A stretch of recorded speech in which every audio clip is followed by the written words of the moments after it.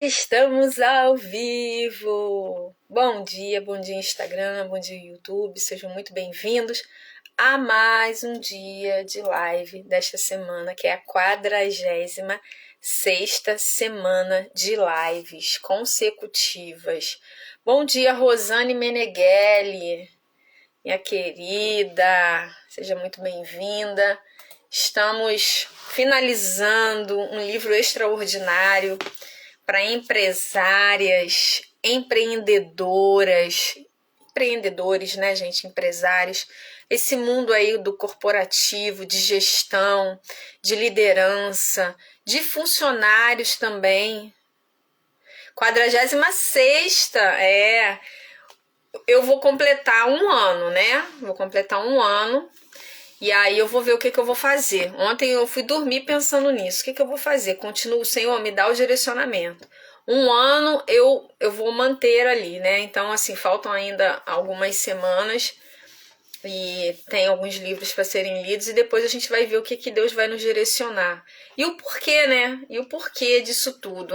A gente entende que, na verdade, Ele quer nos desenvolver sempre. E só que a gente precisa estar à disposição dele, né? Então, esse livro aqui, gente, faz muito sentido para quem está querendo se desenvolver aí, ó, em sua empresa, no seu empreendedorismo, tá? Ele traz muitos insights. Eu tenho falado nesses dias que ele não é um livro prático, tá? Esse livro aqui, ele é semelhante ao livro O Poder do Hábito, que é classificado, eu falo isso nas rodas de leitura, a gente classifica alguns livros. Ele é classificado como um livro não prático. Por quê? Eu vou te explicar. Ele traz muitos insights, mas ele também traz algumas histórias. Então não é um livro muito prático, muito direto ao ponto. E aí algumas pessoas, quando começam a ler tipos de livros não práticos, a tendência é elas procrastinarem, é elas pararem a leitura no meio do caminho. Então, preste atenção quando você for escolher os seus livros, ok? Primeiro, que é de acordo com o seu perfil. Segundo, de acordo com o momento que você está vivendo e a necessidade que você precisa sanar. E terceiro, o tipo de livro. Então, assim, existem, né, passos para você dar na hora de comprar um livro. Que isso, Sandra? Mas eu não vou comprar um carro, eu não vou comprar uma casa, é só um livro. Mas um livro que você compre e não leia é dinheiro jogado fora, é dinheiro na mesa. Ah, mas é só R$ 49, é só R$ 50, não é, né, 100 mil de um carro, não é 300 mil de uma casa, mas é dinheiro, gente.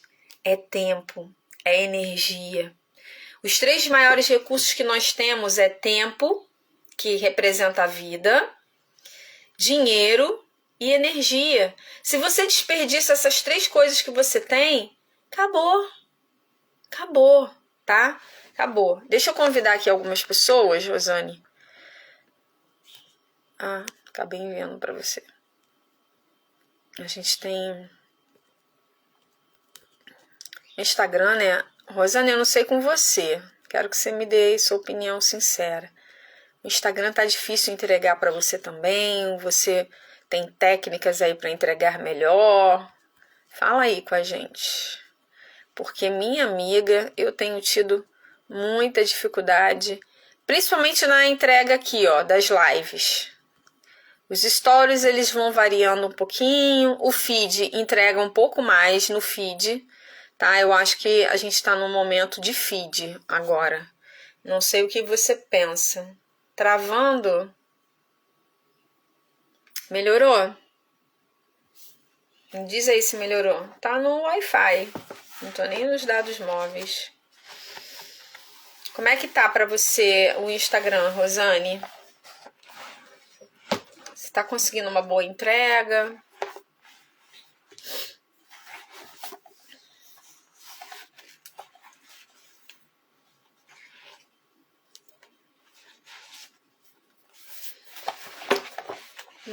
A gente sempre inicia com devocional, tá, gente? Devocional Mulheres, de Viviane Martinello. É um devocional muito simples, muito objetivo, tá? E para quem realmente não tem muito tempo para fazer a leitura da palavra. Eu já fiz o meu devocional, eu leio sempre eu leio um Salmos, né? Tô lendo Salmos e comecei a ler hoje o profeta Ageu. Deus conhece a sua capacidade. Se forem fiéis nas pequenas coisas, também o serão nas grandes. Lucas 16, 10. O Senhor sabe o que você pode suportar, a dose de fracasso ou sucesso que seu coração aguenta sem quebrar ou se perder. Talvez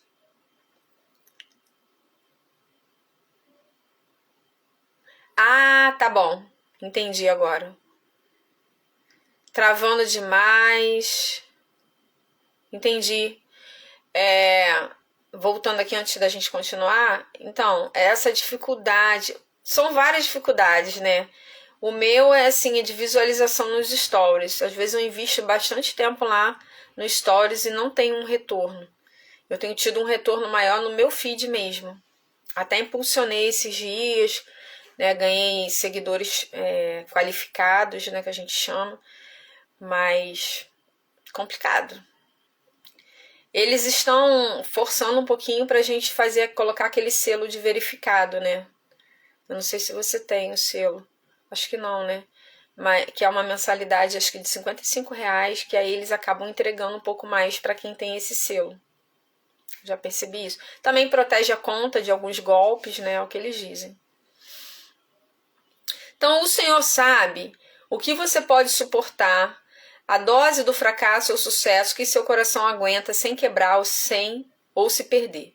Talvez seja por essa razão que, ao clamar por responsabilidades maiores, você tenha escutado o silêncio como resposta. Isso acontece porque o Pai nos entrega conforme a nossa capacidade, ou seja, é ela que influencia o quanto iremos receber. Diante dessa realidade, é possível que surja a dúvida: como aumentar minha capacidade? O que muitas vezes não entendemos é que ela não tem a ver apenas com dons, habilidades e talentos, mas principalmente com a maturidade forjada em nós no secreto, quando somos fiéis no pouco. A fidelidade às coisas pequenas do dia a dia calibra nosso coração para que ele esteja arraigado no Senhor, quer dizer, enraizado no Senhor. É a diligência com o pouco que alarga e fortalece a nossa estrutura para que sejamos capazes de dar conta do muito. Como você tem lidado com o pouco que tem recebido do céu? O que tem construído com o Senhor em momentos de intimidade? Antes de pedir por mais, foque em aumentar a sua capacidade. Aprenda a honrar a Deus nas tarefas ordinárias do cotidiano com excelência, temor e zelo. Procure crescer no conhecimento de quem o Senhor é e manter os seus olhos fixos nele e não naquilo que ele pode dar a você. O segredo mora aí. E eu gostaria de acrescentar algo que ela colocou aqui, ó. Aprenda a honrar a Deus nas tarefas ordinárias do cotidiano, para que ele possa te apresentar o extraordinário. Então, é nas coisas simples que nós precisamos honrar a Deus, para que quando ele nos colocar no muito, estejamos prontas para viver o sobrenatural de Deus. Amém? Estamos finalizando. O devocional, esse devocional Mulheres, você encontra na loja Cairóis, ao lado da Casa e Vídeo, próximo à Rua Dom Valmor, que é o Nova Iguaçu, do outro lado, né? Que a gente fala do outro lado da estação, ali do lado onde tem a Via Light. Esse livro aqui e qualquer outro que você queira, você adquire com desconto só porque você é meu seguidor. 10 e 15%, não, isso. Não, 15% no cartão e no Pix e 10% no... Não, 15%.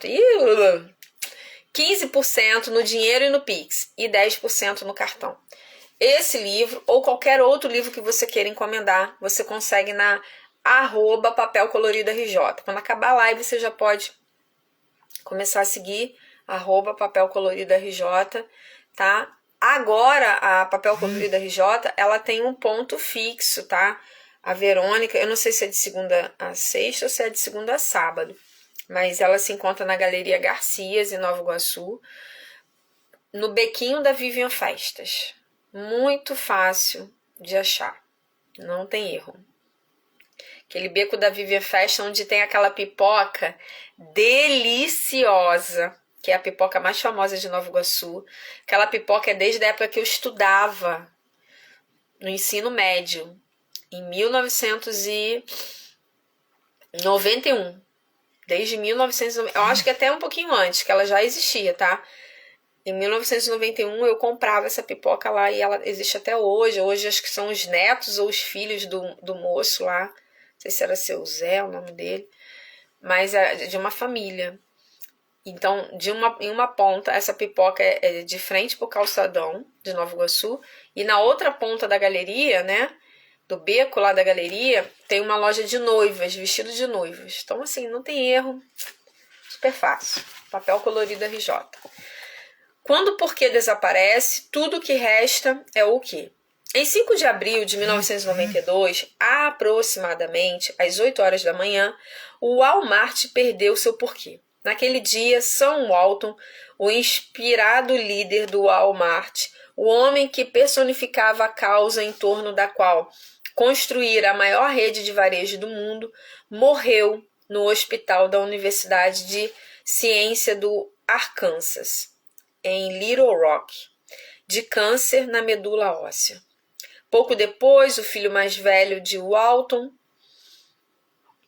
que sucedera ao pai como presidente da companhia, fez uma declaração pública. Não são esperadas mudanças na direção, no controle ou na política da corporação, disse ele. Infelizmente, para os funcionários, clientes e acionistas do Walmart, não foi isso que aconteceu. Sam Walton tinha sido a personificação do homem comum. Embora tivesse sido considerado o homem mais rico dos Estados Unidos pela revista Forbes em 85, título que manteve até morrer, ele nunca compreendeu a importância que outros atribuíam ao dinheiro. Sem dúvida, era competitivo e o dinheiro era um bom parâmetro para o sucesso, mas não era isso que dava a ele, aos que trabalhavam no Walmart, o sentimento do sucesso. O que o Walton valorizava acima de tudo eram pessoas. Pessoas. Cuide das pessoas e as pessoas cuidarão de você. Era essa a sua crença. E tudo que o Walton e o Walmart faziam demonstrava isso. Nos primeiros tempos, por exemplo, o Walton insistia em aparecer no trabalho aos sábados, em solidariedade aos funcionários de suas lojas que tinham que trabalhar nos fins de semana. Ele se lembrava de aniversários e de aniversários de casamento, e até de que a mãe de um caixa tinha passado por uma cirurgia de vesícula.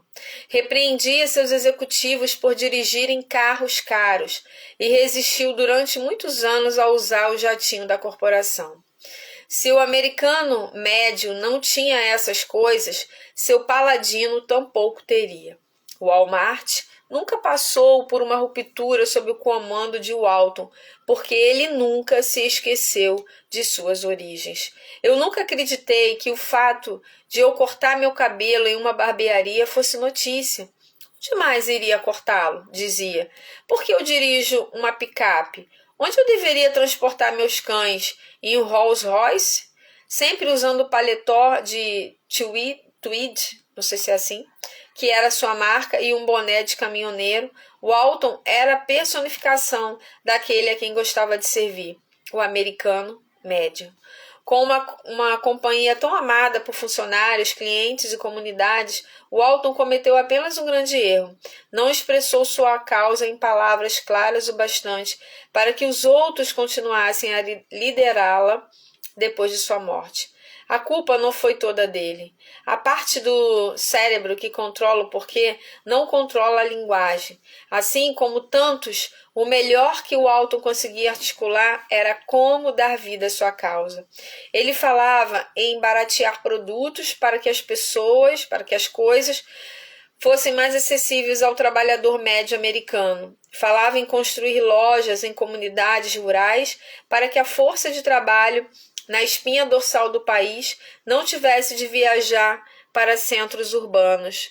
Tudo isso fazia sentido. Todas as suas decisões passavam pelo teste do AIPO. No entanto, nada era dito quanto ao porquê que dera sustentação à construção da companhia. Walton esteve envolvido com sua companhia até pouco antes da morte, quando sua saúde em declínio impediu que continuasse a participar.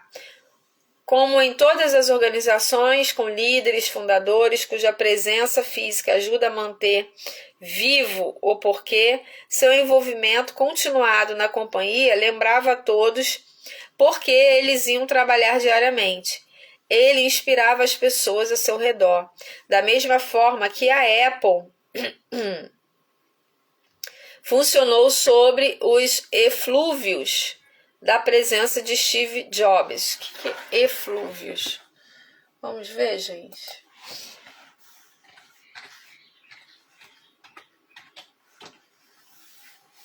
Eflúvios.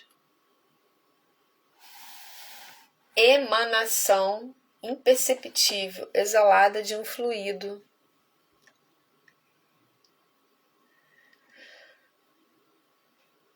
Perfume, eflúvio, perfume, né?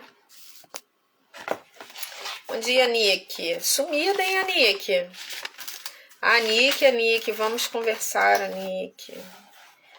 Vamos, Nick, vamos crescer.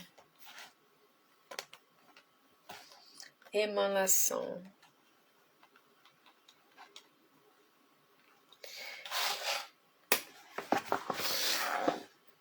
Então, cadê?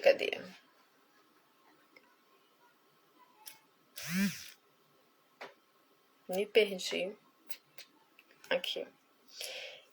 Ele inspirava as pessoas ao seu redor, da mesma forma que a Apple funcionou sob os eflúvios da presença de Steve Jobs durante alguns anos após ele ter deixado a companhia. Walmart lembrou-se de Sam Walton e de seu porquê durante algum tempo depois de sua morte, mas à medida que o porquê se tornara cada vez mais difuso, a companhia mudou de direção. Dali em diante havia uma nova motivação na companhia e em algo quanto ao próprio Walton sempre advertia ir atrás de dinheiro. A gente está lendo aqui, a gente está terminando já o livro, né? A gente vai terminar ele amanhã. Essa parte aqui fala do Walmart, né?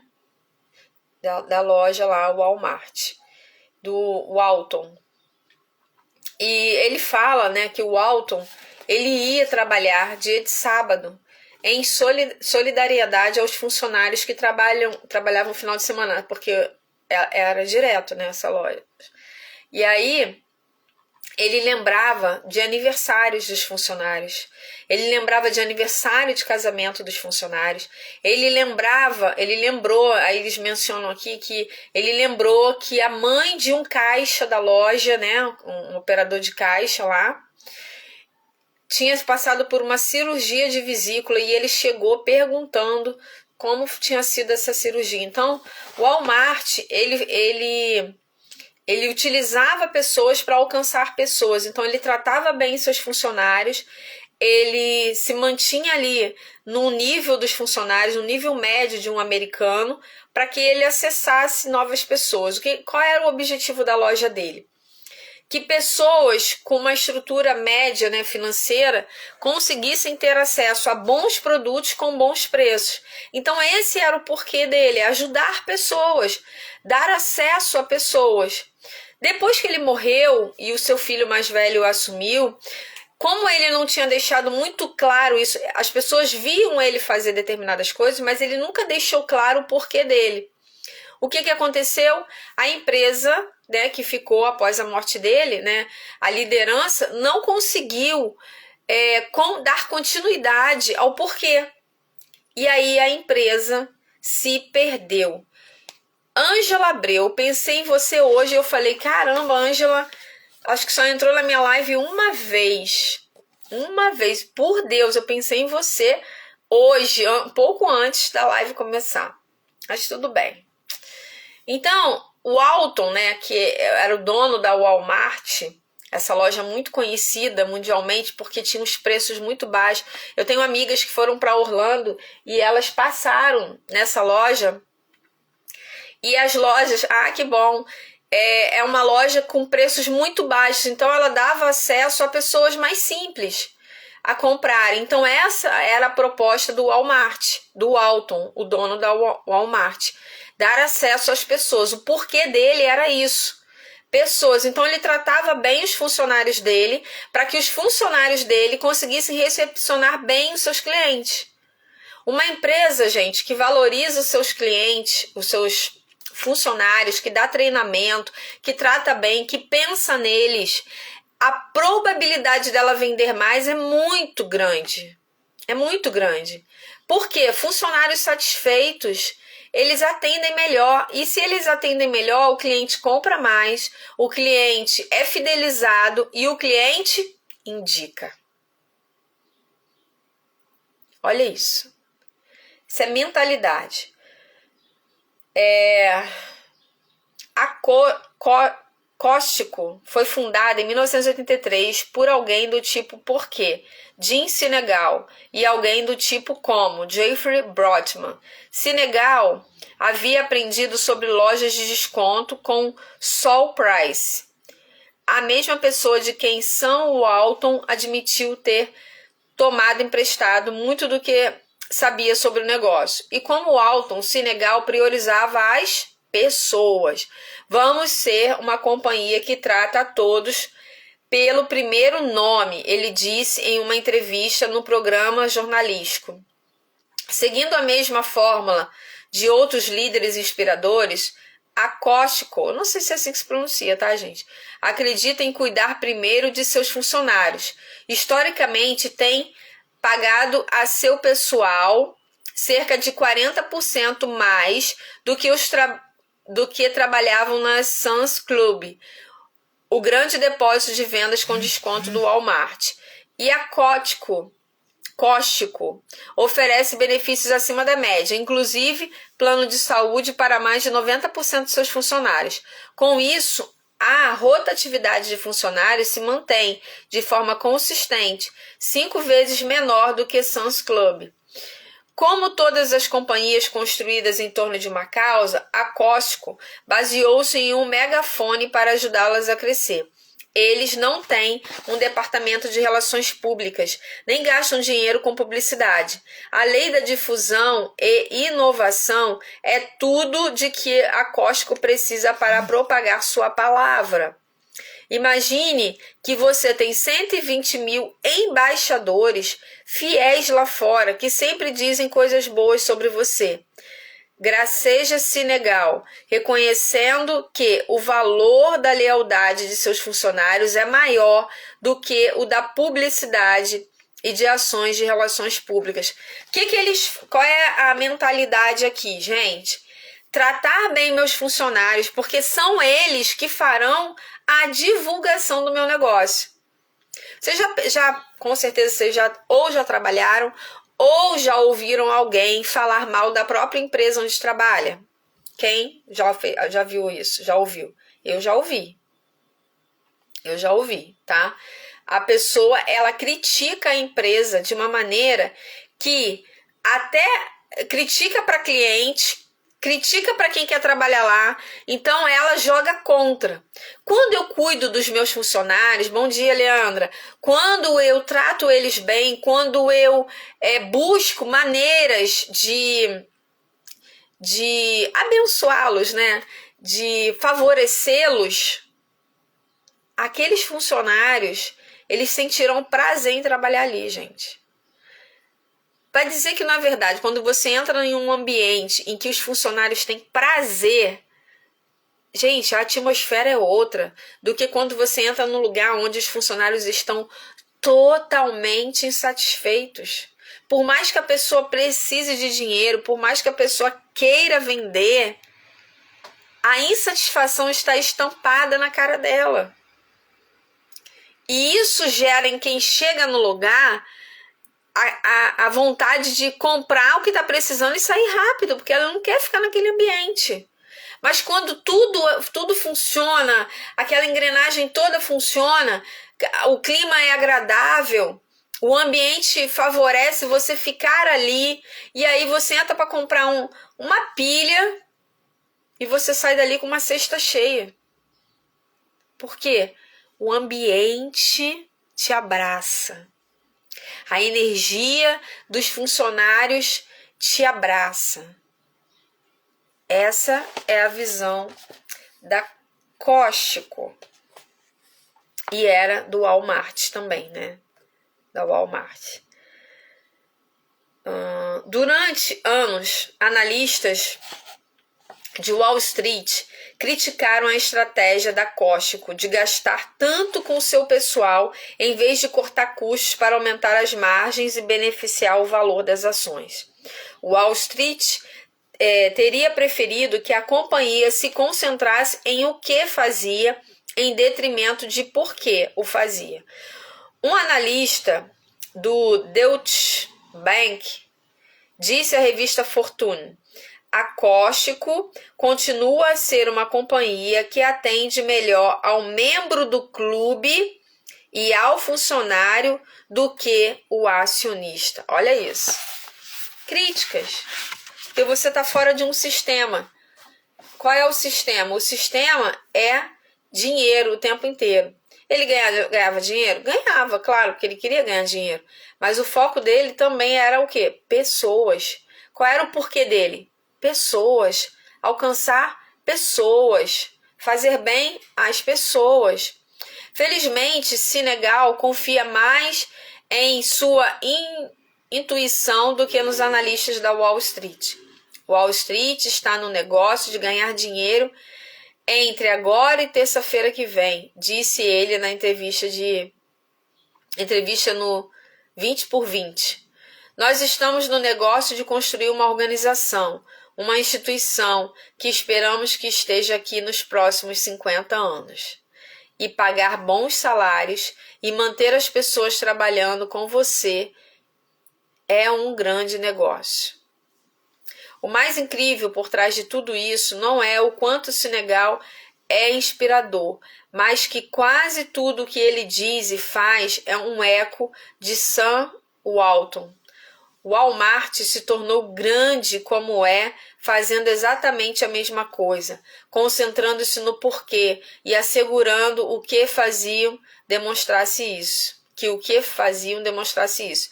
Dinheiro nunca é causa, é sempre resultado. Mas naquele fatídico dia de abril de 92, o Walmart deixou de acreditar em seu porquê. Desde a morte de Sam Walton, o dono da Walmart, tem sido fustigado por escândalos acerca de maus tratos a funcionários e clientes, em tudo em nome do valor para o acionista. Gente, eu tenho um exemplo muito claro disso aqui. Como vocês sabem, eu trabalhei muitos anos no aeroporto. Então, eu trabalhei em 2 momentos lá no Duty Free, que é uma loja sem impostos, uma loja que vende produtos importados sem impostos, antes das pessoas oficialmente entrarem no país. Na verdade, é ali no aeroporto, elas passam pela Polícia Federal, depois passam pela Receita Federal e entram na loja. Enquanto elas estão ali na loja, é como se elas não tivessem entrado ainda no país, tá? Então ela pode ficar ali horas dentro da loja. Ela não pode ultrapassar aquela porta de vidro que tem ali, porque ela não consegue voltar mais para fazer compras. O direito dela de comprar sem imposto, é enquanto ela está ali, dentro da loja. Ok? Então ela tem direito a $1.000 de cota. Então ela pode comprar 10 itens de perfumaria, 24 bebidas, Chocolate não tem cota, né? Ela pode comprar $1.000 em chocolate, não tem limite. E eletrônicos são 3, brinquedos são 3. Acho que roupas também ela pode comprar 1.000. Roupas, bolsas, eu acho que tem isso. Enfim, ela pode comprar ali, tá? Então, essa loja, eu entrei lá a primeira vez em 1999 e fiquei por 6 anos lá. Nesses 6 anos era uma empresa que lá é por licitação, que as empresas atuam lá. Então, a Brasif era a empresa responsável. E existia um gerente lá, que inclusive ele é meu padrinho de casamento, seu Jorge, que tinha um atendimento, gente, totalmente diferenciado com os clientes, totalmente diferenciado. Ele recebia pessoas na esteira onde estavam pegando a mala, enviava um funcionário lá, o funcionário levava o carrinho, pegava a mala, trazia essa pessoa para dentro da loja, ali oferecia degustação, era todo um atendimento personalizado, então tinha cafezinho, café com chocolate quente, pão de queijo, degustação de vinhos, de queijos, de tudo que você pudesse imaginar. Então era todo um atendimento muito personalizado. E o que acontece? Depois que o seu Jorge saiu, gente, mudou tudo. Mudou tudo. Tipo assim, o cliente compra porque ele quer comprar. Porque não tem, né, algo muito voltado para isso. Mas eu estou usando esse exemplo porque quando uma empresa ou quando uma empreendedora, né, de repente você tem uma pessoa te ajudando, de repente você tem parceiros, né, e você valoriza essas pessoas da maneira certa, valoriza pessoas. Gente, as portas se abrem, porque essas pessoas que te seguem, que compram o teu produto, elas vão propagar ele, tá? Isso é fato. Então, o Walmart ainda vende consumismo, mesmo quando alega cortar os custos sociais e ambientes das mercadorias em suas lojas. A Costco, por outro lado, demorou mais do que o Walmart para anunciar uma política ambiental, mas recebeu um volume desproporcional de atenção. A diferença é que as pessoas acreditam quando a Costco faz isso. Quando as pessoas sabem por que você faz o que, elas lhe darão crédito por tudo o que possa servir como demonstração do porquê. Quando o seu porquê não está claro, o que você faz fica fora de contexto. Mesmo que as coisas que você faz ou as decisões que tomam sejam boas, elas não farão sentido para os outros se não houver uma clara compreensão do porquê. E quais são os resultados? Ainda cultivando a memória de Sam Walton, a cultura do Walmart no início se manteve intacta e o valor das ações das duas companhias permaneceu o mesmo durante alguns anos após a morte de Walton. Mas quando o Walmart seguiu com seu negócio na modalidade pós-Sam e pós-ruptura, enquanto a Costco mantinha a clareza do porquê, a diferença entre os valores mudou drasticamente. Um investimento no Walmart no dia em que Sam morreu daria ao acionista um ganho de 300% na época em que este livro foi escrito.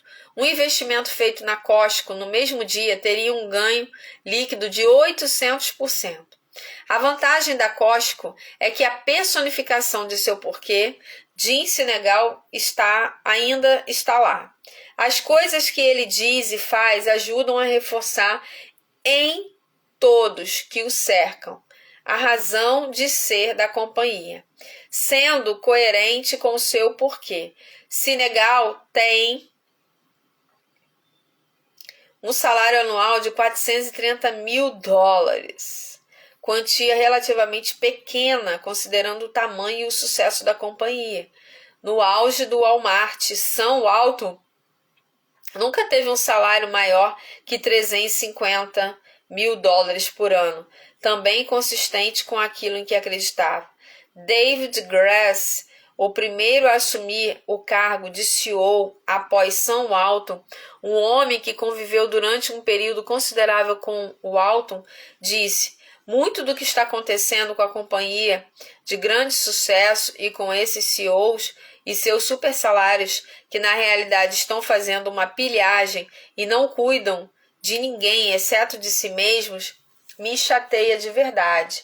É uma das principais coisas erradas no cenário empresarial dos Estados Unidos atualmente. Mas 3 CEOs tentaram carregar a tocha que o Walton acendeu. E a cada sucessão, a chama dessa tocha, essa noção clara de um propósito, uma causa e uma crença, ficava cada vez mais fraca. A nova esperança estava em Michael T. Duck, que assumiu o cargo de CEO no início de 2009. O objetivo de Duck era restaurar o esplendor e a clareza do porquê da Walmart. E para fazer isso, ele começou pagando a si mesmo um salário de 5,43 milhões de dólares por ano. Uau! Uau! Então, cuide bem dos seus funcionários, cuide bem daquelas pessoas que te ajudam, ame pessoas, tá? E a parte 6 aqui do livro, né? Cuide do seu porquê. Aliás, descubra o porquê. As origens de um porquê. É o capítulo 13 aqui, gente.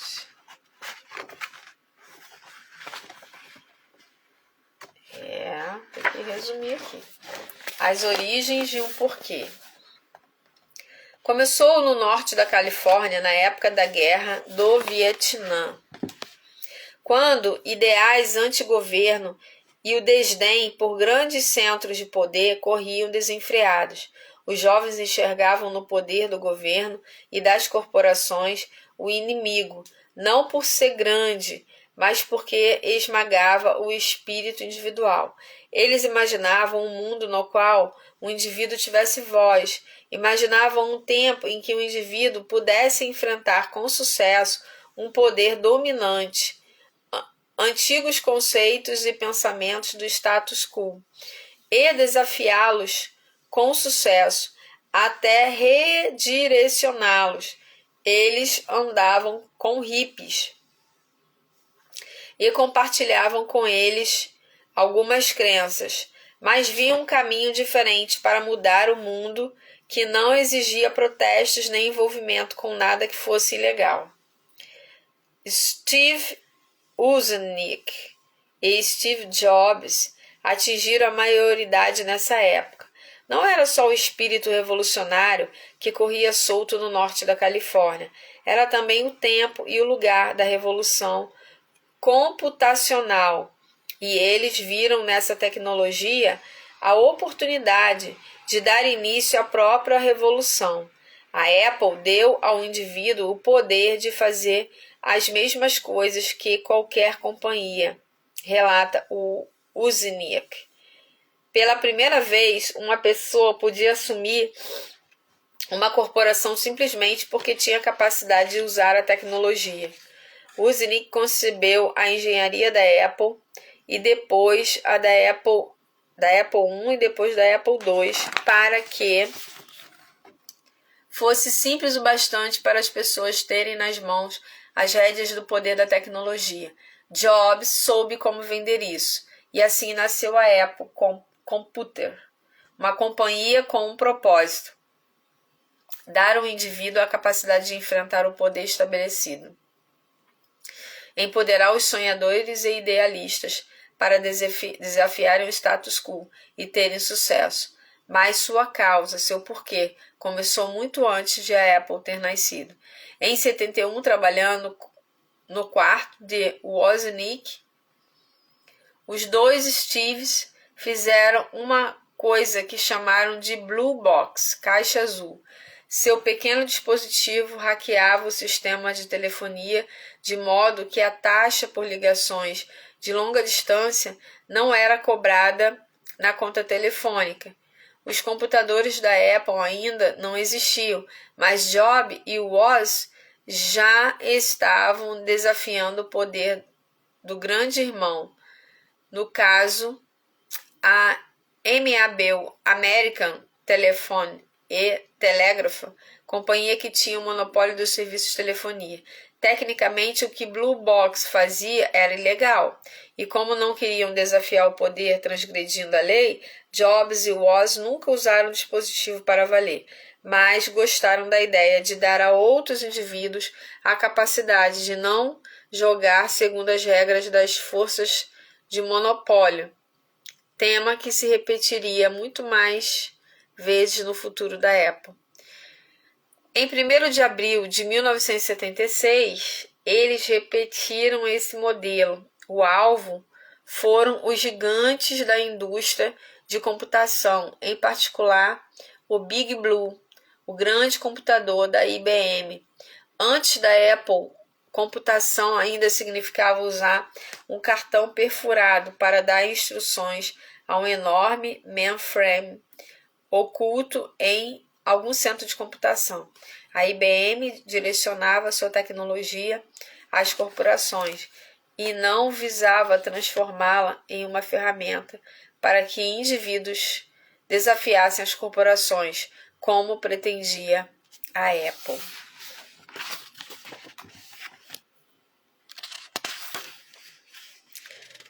O porquê vem de se olhar para trás.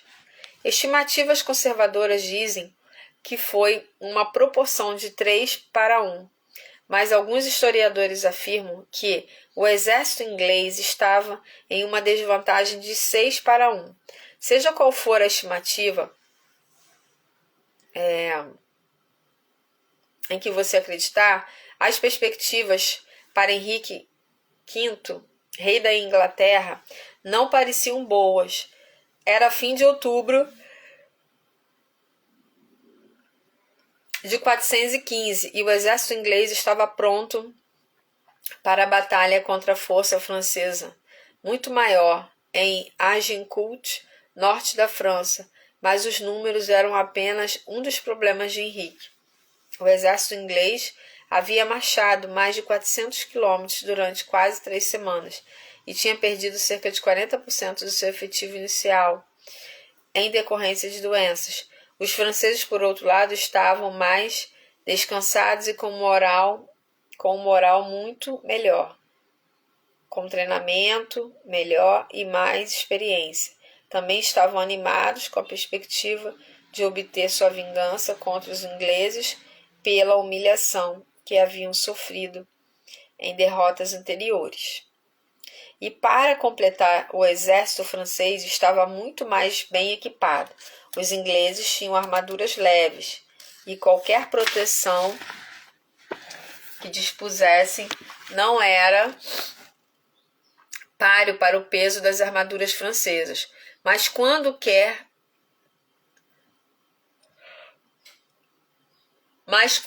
pessoa que conhecia a história da Europa medieval já sabe qual foi o resultado da batalha Agincourt. Apesar da esmagadora desvantagem, os ingleses venceram.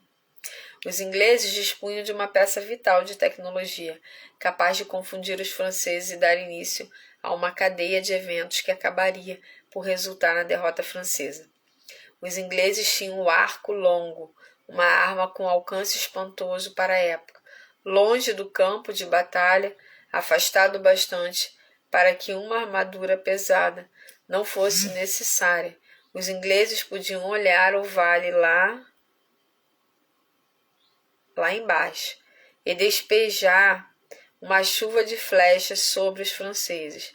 Mas não é tecnologia e alcance que dão à flecha o seu poder. Uma flecha em si é uma frágil haste de madeira com uma ponta afiada e algumas penas. Uma flecha não se compara com uma espada, nem penetra uma armadura. O que dá à flecha a capacidade de confrontar experiência, treinamento, números de homens e armaduras é o momentum. Esse frágil pedaço de madeira, quando arremessado no ar, só se torna poderoso quando se move rápido em uma direção. Mas o que tem a batalha de Agincourt a ver com a descoberta do seu porquê? Antes de ganhar força ou causar qualquer impacto, uma flecha tem que ser puxada para trás. Deixa eu sublinhar isso aqui.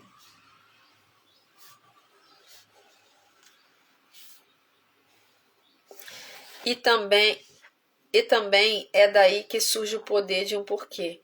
O porquê não vem de olhar à frente para o que você quer alcançar e de imaginar uma estratégia para chegar lá. Não nasce de nenhuma pesquisa de mercado, nem vem de extensas entrevistas com consumidores ou mesmo com funcionários. Vem de se olhar na direção oposta, aquela em que você está agora. Achar o porquê é um processo de descoberta, não de invenção. O porquê é descoberto e não inventado. Então vamos anotar isso aqui.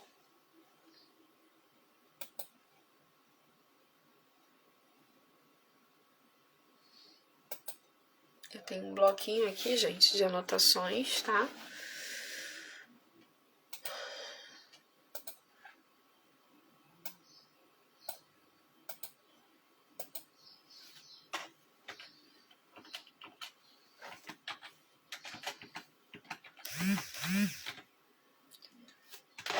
Nossa.